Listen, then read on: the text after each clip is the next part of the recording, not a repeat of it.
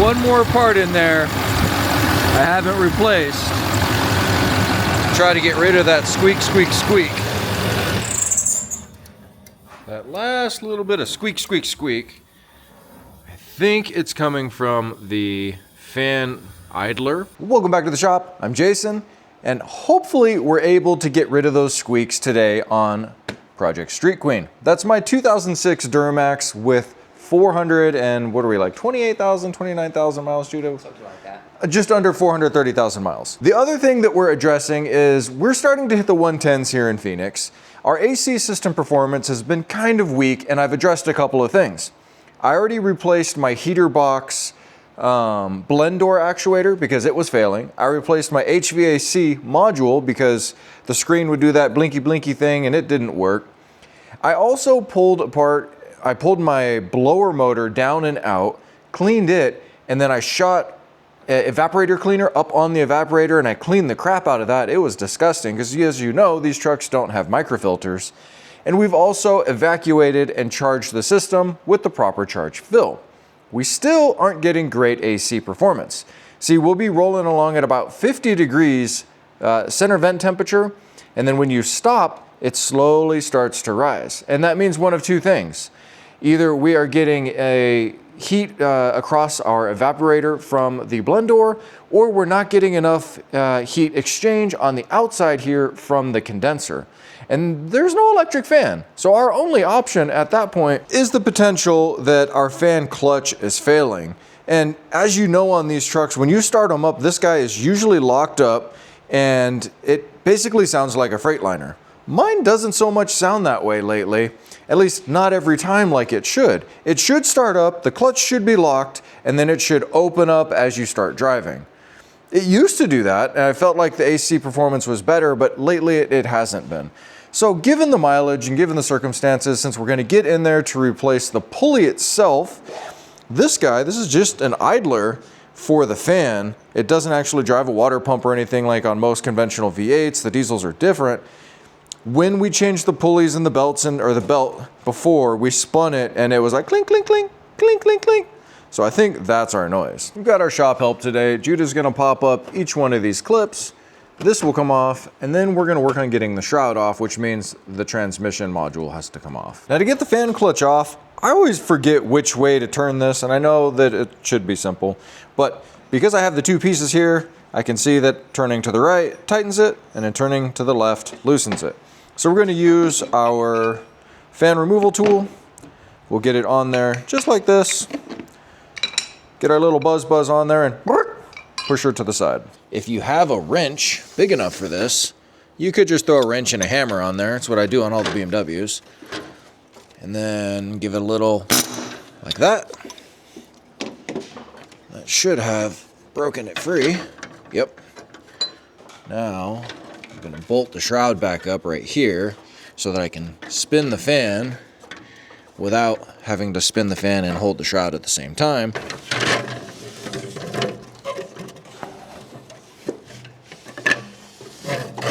With the fan out of the way, we got to get our belt off so we can double check how bad this is set up and get it off. So we're using my gear wrench fan tool kit here.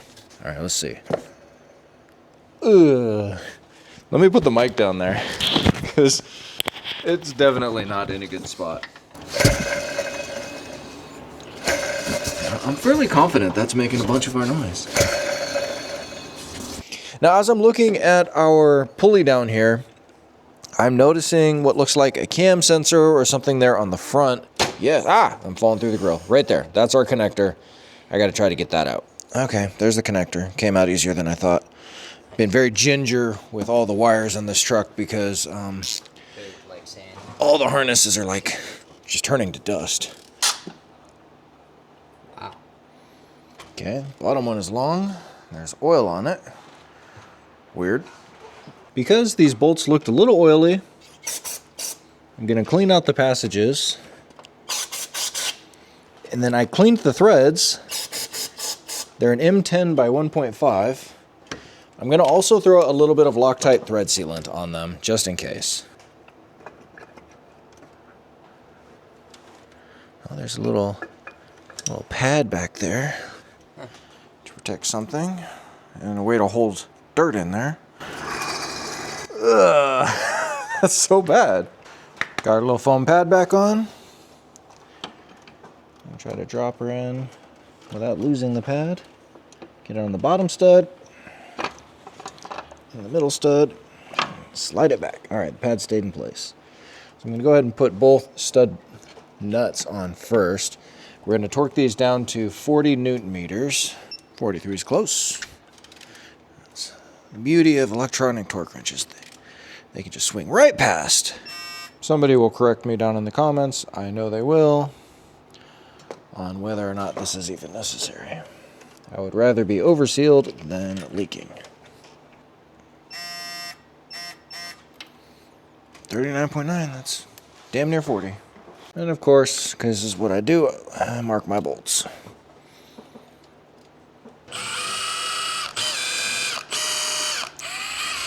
Well, got our old clutch off. We got our fan full of dirt.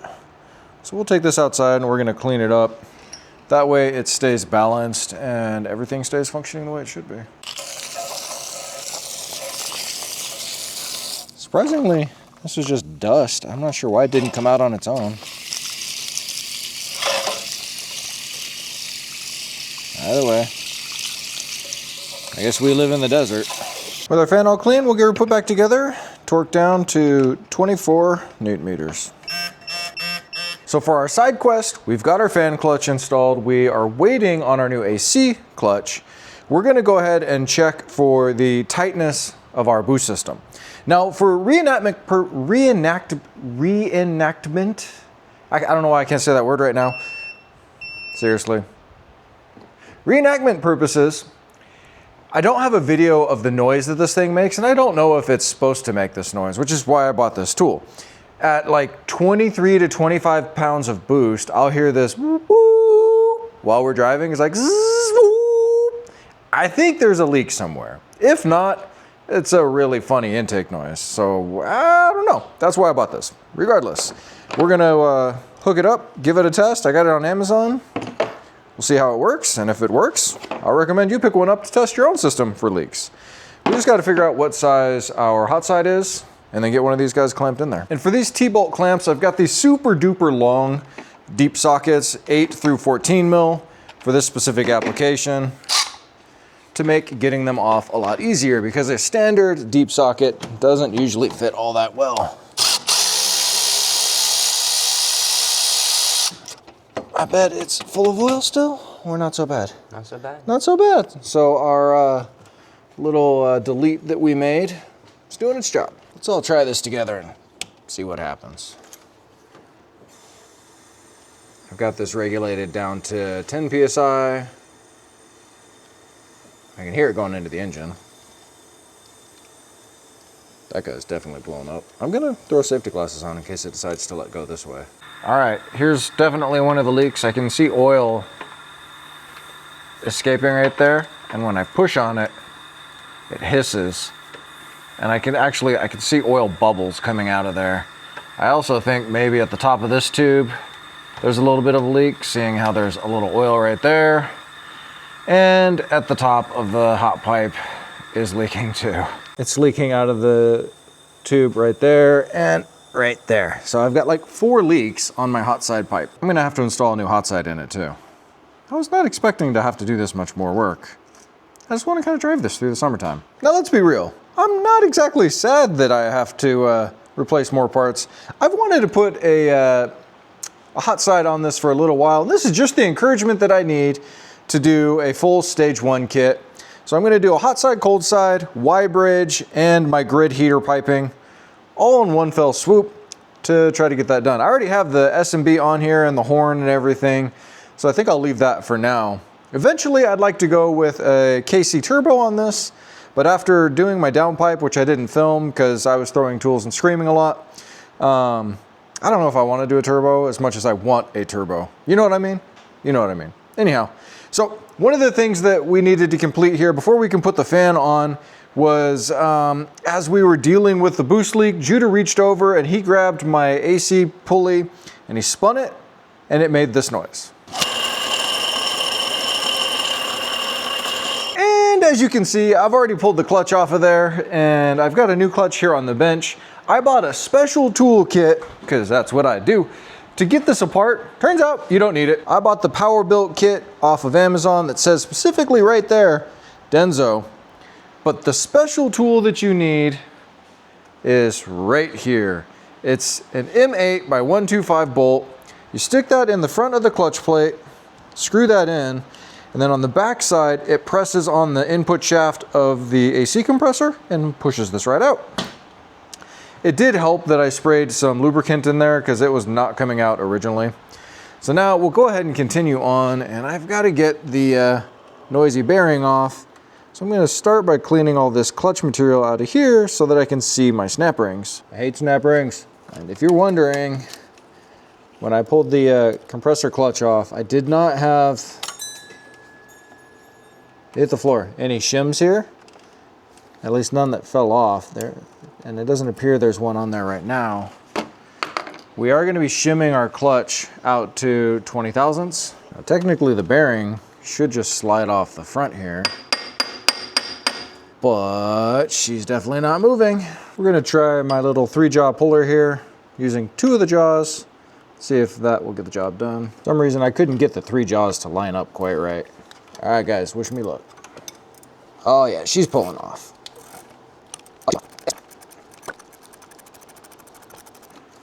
All right. I already disconnected my plug up here. Make sure you try real hard not to break those tabs off. A lot of the tabs on here want to break off on these older engines. Watch, I take this out. That'd be funny. Here's our little metal tab. Slide it up till it clicks into place. That'll allow us to screw everything back down. Now we'll get this guy on. There is going to be an orienting tab on the back so that you can get your plate on there flat and your connector up front. You'll feel it kind of drop into place. So we want our connector right here in this little dropout. All right, it's time for round 2 of tools that we're making up on the fly.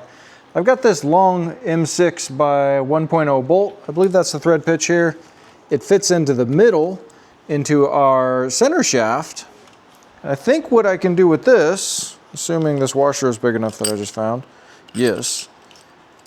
I'll put the pulley on, the little bit that it will go, and then I'll put my bolt in to the center shaft as far as it will go so I get a lot of thread engagement. Okay, and then I put a nut on my bolt so I can spin the nut down, and then, oh yeah, it's going on. I think you just need it to go on straight. That's all you needed to hear. Hit the ground. I guess that's not a washer. It's a wavy snap ring. Yeah, buddy. Woo-woo. Turns out I was totally wrong. There was a shim on my old bolt. I just found it in my tools here, or in my little cart. No shim, and the clutch is touching. So let's see, we're gonna drop our shim in there, put our bolt through, then slide it on. So hopefully I don't lose my shim. I'm just gonna hold this in place.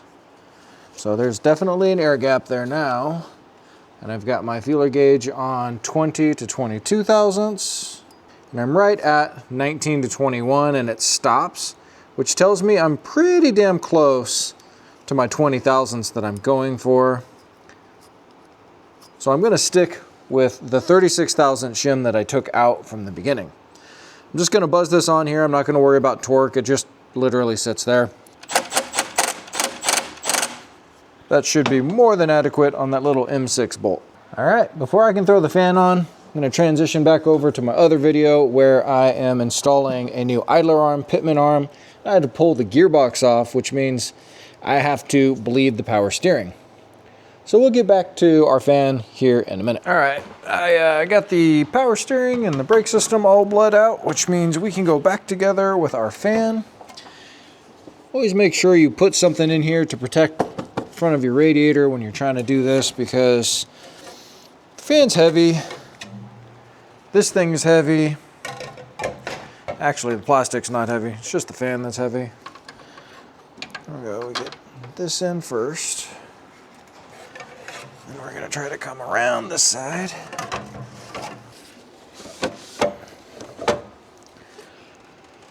So I gotta take this out in order to get this far enough forward to be able to get the fan on.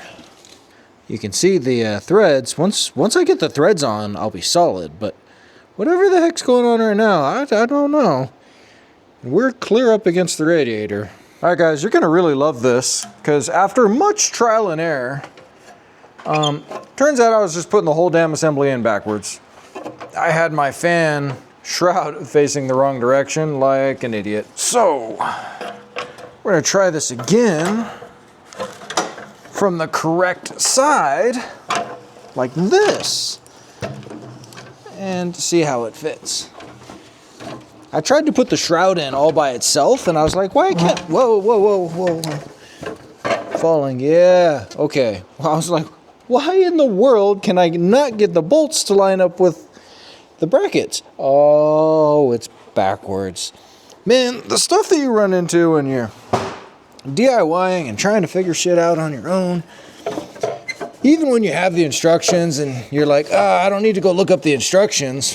Famous last words. Yeah, now everything lines up beautifully. I measured everything with my dial calipers, trying to get this figured out, and I'm like, I've got to be missing something really, really simple. Turns out I was in fact missing something really simple.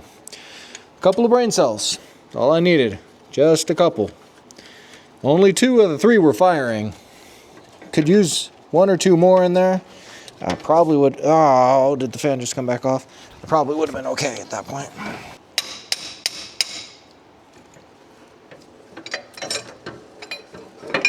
Computer's in the truck, fan is attached. I'm gonna back up, and just in case it decides to grenade itself, you to go ahead and fire it. Ready? Yep. Beautiful.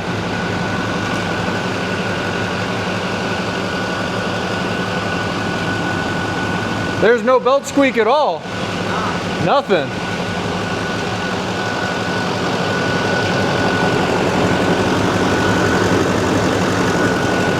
Go ahead and turn the AC on. AC engages real nice. It's moving a lot of air. Guess we gotta go test drive. Well, I got a couple of squeaks on the initial test drive, even after starting the truck with absolutely no noise, but then they went away. I don't know if there was some debris on the belt or something from that nature, whatever. On the positive side, my AC is now blowing at 42 degrees instead of 52 degrees, which makes it a fair bit more comfortable inside. I definitely think this was a win, doing the clutch and the, I guess 2 clutches, the AC clutch and the fan clutch, as well as figuring out where my boost leaks are. So now we've got more parts coming, more parts on the truck, and more progress to be made. Thanks for watching. Like, subscribe, comment, join the channel, and let me know what you're doing to your truck this week to make it even better. Thanks for watching. We'll see you in the next one.